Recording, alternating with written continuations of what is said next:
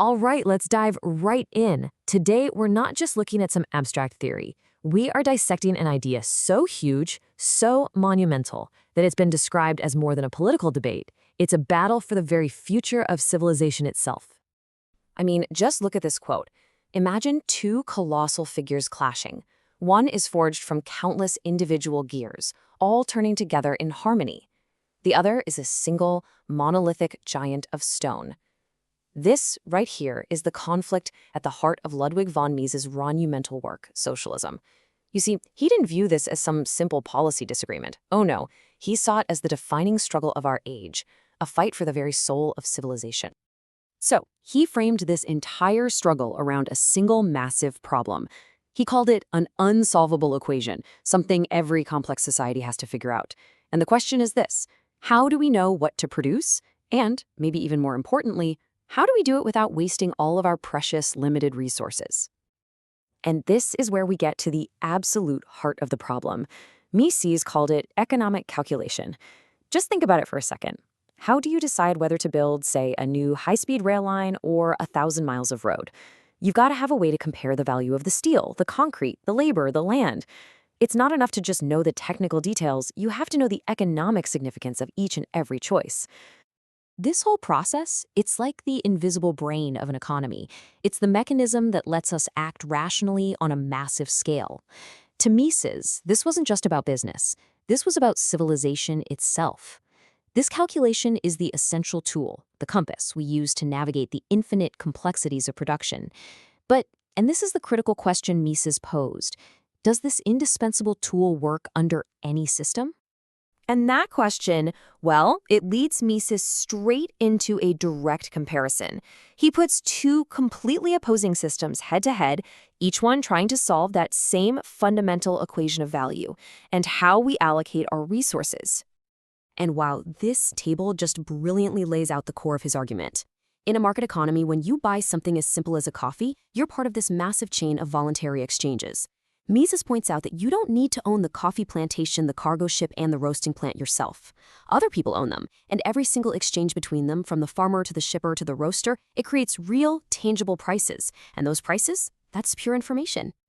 Okay, and right here, this is the central dilemma. If a single planter owns everything, the steel mills, the lumber yards, the farms, you name it, they can move goods around, sure, but they can't truly exchange them. And without exchange, you get no market prices. So the planner has all the technical data in the world, tons of steel, hours of labor, but they have absolutely no way of knowing the economic value of anything. They are, as Mises argued, flying completely blind. You know, for Mises, this quote gets at a huge misunderstanding. This whole idea of production for profit versus production for needs. He saw it as the key mechanism that directs production towards satisfying the most urgent needs of the people. It's the feedback loop, right? It's the signal that tells producers they're creating something people value more than the resources they had to use to make it. So this fundamental difference in how you calculate value, it leads to two vastly different futures. And hey, if this is making you see the world a little differently, why not take a moment to like this and share this explainer with someone you think needs this message? Okay, now let's explore the consequences of a world without this crucial tool. So what really happens to a society that can't calculate? What are the consequences of flying blind? According to Mises, the results aren't just economic, they're profoundly human. A society that loses its economic compass, well, it starts to drift into some pretty unknown and dangerous waters. Without that objective, decentralized voice of the market, where every purchase you make is like casting a vote, Mises argues that all decisions have to come from the top down. The socialist ideal was to get rid of the so-called anarchy of production, that chaotic-looking nature of the market, and replace it with a central plan. But what that implies is a structure where everyone has an appointed place, a lot like in an army. And this is the outcome he predicted. Without a way to calculate, society just loses its ability to rationally organize itself. The economy stops being this dynamic, evolving organism that responds to the choices of millions of people, and it becomes a rigid, top-down machine. It's not individuals, Mises says, but the government that would decide which needs are the most urgent. And progress itself is threatened, because innovation, which he calls the roadmaker of progress, it just has no room to breathe. So Mises' challenge, when you really get down to it, wasn't just about spreadsheets and efficiency. It was a deep philosophical question about knowledge, about freedom, and about progress. His core argument is that you simply cannot separate the economic problem of calculation from the human problem of liberty. He argued that a society that cannot calculate cannot be free.